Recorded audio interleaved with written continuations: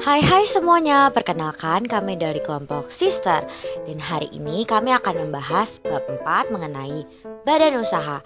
Sebelum kita masuk ke materinya, yuk kita kenalan dulu sama membernya.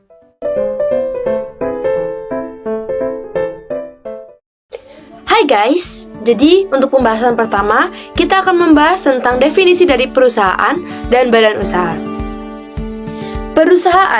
Perusahaan adalah organisasi atau tempat di mana kegiatan produksi barang atau jasa dilakukan untuk memenuhi kebutuhan masyarakat. Perusahaan berfokus pada aktivitas operasional seperti memproduksi, mengelola, dan mendistribusikan produk atau jasa. Ciri-ciri dari perusahaan ialah yang pertama, melakukan kegiatan ekonomi seperti produksi, distribusi, atau perdagangan. Yang kedua, berorientasi pada keuntungan atau kita sebut dengan profit. Yang ketiga, memiliki faktor produksi, yaitu seperti sumber daya manusia, modal, teknologi, dan lain sebagainya. Kira-kira apa ya contoh dari perusahaan? Yang pertama ialah pabrik tekstil yang memproduksi kain. Selanjutnya, restoran yang menyediakan layanan makanan. Selanjutnya kita akan membahas tentang badan usaha. Definisi badan usaha ialah entitas atau lembaga yang secara hukum didirikan untuk menjalankan kegiatan bisnis dengan tujuan menghasilkan keuntungan. Badan usaha lebih mengacu pada aspek hukum dan struktur organisasi bisnis yang menaungi perusahaan. Ciri-ciri dari badan usaha adalah yang pertama, memiliki badan hukum atau pengakuan legal. Yang kedua, didirikan berdasarkan bentuk tertentu seperti PT, CV, koperasi, firma, dan lain-lain sebagainya. Yang ketiga, fokus pada pengelolaan usaha, bukan hanya operasional. Nah, kira-kira apa ya contoh dari badan usaha? Contoh dari badan usaha ialah yang pertama PT Indofood Sukses Makmur Tbk. Yang kedua, koperasi simpan pinjam. Selanjutnya, kita akan membahas perbedaan dari perusahaan dan badan usaha. Badan usaha dan perusahaan memiliki perbedaan yang banyak. Yang pertama, kita bisa lihat dari definisi. Perusahaan merujuk pada kegiatan atau organisasi yang menjalankan usaha untuk memperoleh keuntungan. Bisa berupa usaha milik perseorang, keluarga, atau berbadan hukum. Sedangkan badan usaha adalah entitas hukum yang didirikan untuk melakukan kegiatan usaha, memiliki status hukum tertentu dan bertanggung jawab secara hukum atas kegiatan usahanya. Perbedaan selanjutnya dapat kita lihat pada fokusnya. Perusahaan lebih menekankan pada aktivitas operasional atau usaha yang dijalankan, seperti produk barang, penyediaan jasa, atau perdagangan. Sedangkan fokus dari badan usaha yaitu berfokus pada struktur hukum atau entitas yang mengelola dan bertanggung jawab atas usaha tersebut, misalnya PT, CV, koperasi, dan sebagainya. Perbedaan selanjutnya dapat kita lihat melalui status hukum. Perusahaan bisa berbentuk entitas yang tidak memiliki status hukum, misalnya usaha perseorangan. Sedangkan badan usaha selalu memiliki status hukum yang jelas, seperti badan hukum atau entitas yang terdapat secara resmi di lembaga pemerintah, seperti misalnya PT atau CV. Perbedaan selanjutnya dapat kita lihat dari tanggung jawab. Perusahaan memiliki tanggung jawab yang bisa bersifat pribadi atau kolektif, tergantung pada bentuk perusahaan. Sedangkan badan usaha memiliki tanggung jawab hukum yang terpisah dari pemiliknya, terutama pada badan usaha yang berbadan hukum seperti PT atau disebut perseorangan terbatas. Dan yang kelima bisa kita lihat melalui contoh, jika perusahaan memiliki contoh sebagai sebuah usaha yang menjual produk atau jasa seperti perusahaan transportasi atau restoran. Sedangkan badan usaha berbentuk hukum seperti PT atau kita sebut dengan perseorangan terbatas, CV, Commanditaire Famous Cap, dan firma koperasi. Secara singkatnya, Perusahaan lebih mengarah pada kegiatan ekonomi, sedangkan badan usaha merujuk pada bentuk hukum atau entitas yang menjalankan kegiatan usaha tersebut. Baik, sekian adalah penyampaian tentang bagaimana perbedaan dari perusahaan dan badan usaha. Saya akan lanjutkan kepada materi selanjutnya, yaitu sekarang saya akan menjelaskan jenis-jenis badan usaha dan ciri-ciri dari badan usaha. Yang pertama, BUMN adalah badan usaha yang dimiliki oleh negara. Kedua, BUMS, badan usaha yang dimiliki swasta. Yang ketiga, ada BUM, badan usaha yang dimiliki daerah. Teman-teman, di sini saya akan menjelaskan ciri-ciri dari badan-badan usaha tersebut. Yang pertama, BUMN, ciri-ciri dari badan usaha tersebut. Yang pertama, BUMN. 1. BUMN didirikan dan dibiayai oleh pemerintah. Yang kedua, BUMN sangat penting dalam peran perekonomian dan kesejahteraan rakyat. Dan BUMN dibagi menjadi dua, yaitu Perum dan PT. Terus yang kedua yaitu BUMS. Yang pertama, BUMS didirikan dan dikelola oleh kelompok individu dan kelompok swasta. Yang kedua, bentuk usahanya tidak terlalu besar. Yang ketiga, segala keuntungan dan kerugian akan ditanggung oleh individu dan kelompok swasta tersebut. Terus yang ketiga ada BUMD. Yang pertama, BUMD yang didirikan dan dikelola oleh daerah setempat. Yang kedua, modal berasal dari pemerintah daerah setempat. Yang ketiga, dewan direksi bisa dihentikan oleh pemerintah daerah setempat. Ciri Perum dan Persero. Perum, 1. Berstatus badan hukum. Kedua, tujuan utama melayani kepentingan sosial. 3. Umumnya bergerak yang vital. Keempat, semua modal dimiliki oleh negara. Yang kelima, dipimpin oleh dewan direksi. Persero, 1. Berstatus hukum persero PT. Kedua, tujuan utama mencari keuntungan dan kelaba. Ketiga, sebagian dan keseluruhan modal dan saham dimiliki oleh negara.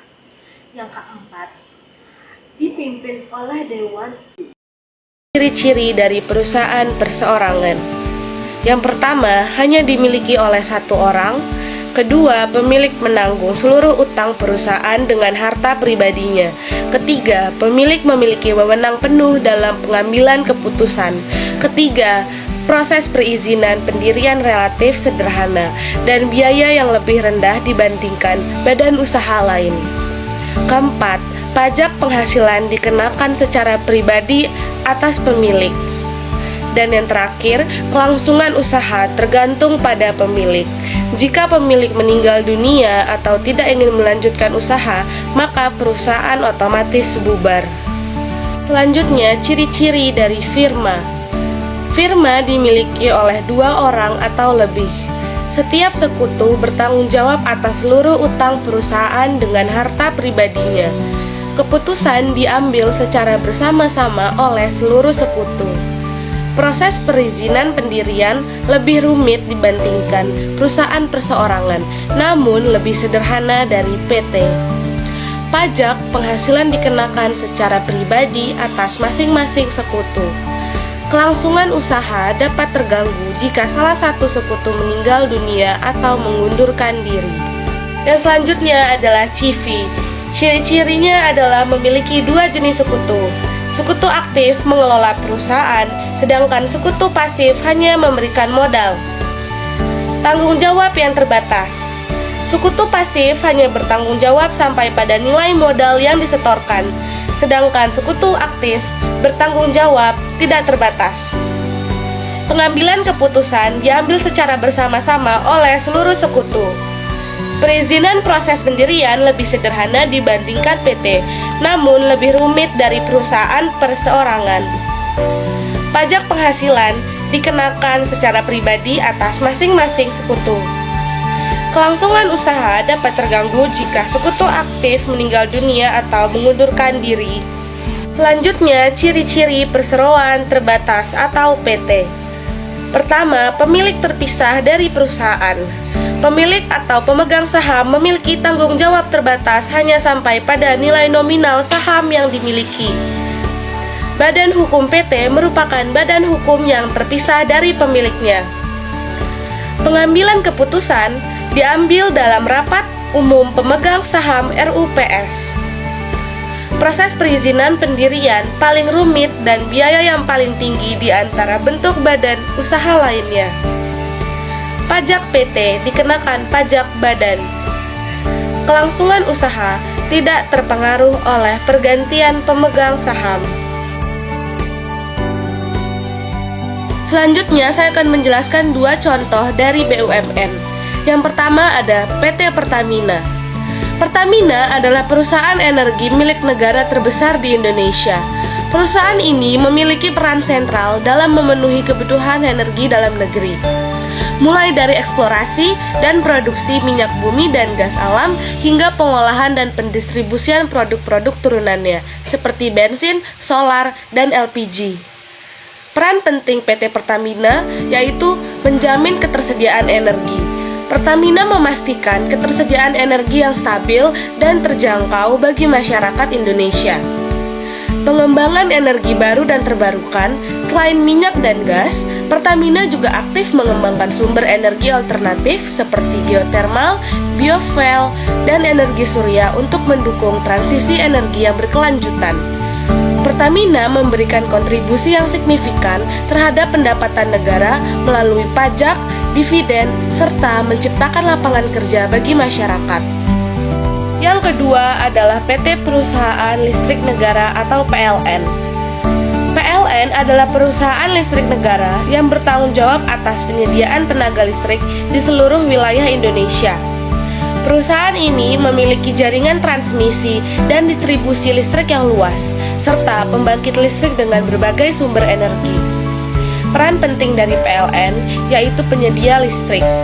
PLN memastikan ketersediaan listrik yang andal dan berkualitas bagi seluruh lapisan masyarakat, baik untuk kebutuhan rumah tangga, industri, maupun komersial. PLN juga berperan aktif dalam mendorong transisi energi menuju sumber energi yang lebih bersih dan ramah lingkungan, seperti pembangkit listrik, tenaga air, tenaga angin, dan tenaga surya. Halo semuanya, hari ini bersama saya Kezia Hani Nazara kita akan membahas dua contoh BUMS atau badan usaha milik swasta. Nah teman-teman, kita lihat ya di PPT ini ada dua contoh badan usaha milik swasta yang saya berikan, yaitu PT Unilever dan PT Gojek. Pertama kita bahas dulu di PT Unilever. Teman-teman, PT Unilever Indonesia ini adalah contoh klasik BUMS yang udah beroperasi lama di Indonesia. Nah, perusahaan ini itu mengeluarkan berbagai produk rumah tangga mulai dari sabun sampai makanan-makanan ringan. Nah, PT Unilever ini adalah perusahaan yang bermodalkan atau dibiayai bukan dari pihak pemerintah, melainkan dari suatu kelompok atau individu. Nah, yang kedua kita lihat ada gambar PT Gojek di Indonesia. Nah, PT Gojek ini adalah contoh BUMS yang modern dan inovatif. Jadi, PT ini berfokus pada on-demand service in Indonesia atau di Indonesia dengan melayani secara jasa, yaitu untuk kita berpergian, memesan makanan, dan mengakses berbagai layanan lainnya. Jadi, perusahaan PT Gojek Indonesia ini tidak dibiayai atau bermodalkan dari pemerintah ya. Nah, oke teman-teman, sekarang kita akan membahas 2 contoh BUMD atau badan usaha milik daerah. Kita lihat ada 2 gambar nih. Yang pertama ada PDAM Bekasi dan yang kedua ada Transjakarta. Nah, kita bahas yang pertama dulu ya, PDAM Bekasi. Nah, PDAM itu adalah perusahaan daerah air minum yang ada di setiap daerahnya. Kita ambil contoh yang ada di Bekasi. Layanan yang disediakan PDAM adalah air bersih untuk masyarakat, sehingga pemerintah daerah memiliki tanggung jawab untuk memastikan ketersediaan dan aksesibilitasnya. Terus yang kedua ada Transjakarta. Transjakarta ini lebih ke transportasi publik atau transportasi umum yang ada di Jakarta, yaitu dengan tujuan untuk memberikan dampak, yaitu mengurangi kemacetan dan polusi yang ada di Jakarta sehingga meningkatkan mobilitas masyarakat menggunakan transportasi umum. Nah, akhirnya apa sih peran-peran dari BUMN, BUMS, dan BUMD? Oke, kita bahas. Jadi BUMN itu adalah badan usaha yang sangat berperan penting dalam pertumbuhan nasional, dan BUMN adalah salah satu perusahaan yang paling penting yang dimiliki oleh negara, sehingga BUMN juga adalah tempat untuk memperluas lapangan kerja. Yang kedua adalah BUMS, yaitu badan usaha yang terdapat dari sektor swasta. Nah, di sektor swasta ini juga BUMS juga menyediakan lapangan pekerjaan loh. Terus habis itu juga meningkatkan investasi di negara dan pertumbuhan nasional juga. Dan yang terakhir adalah BUMD.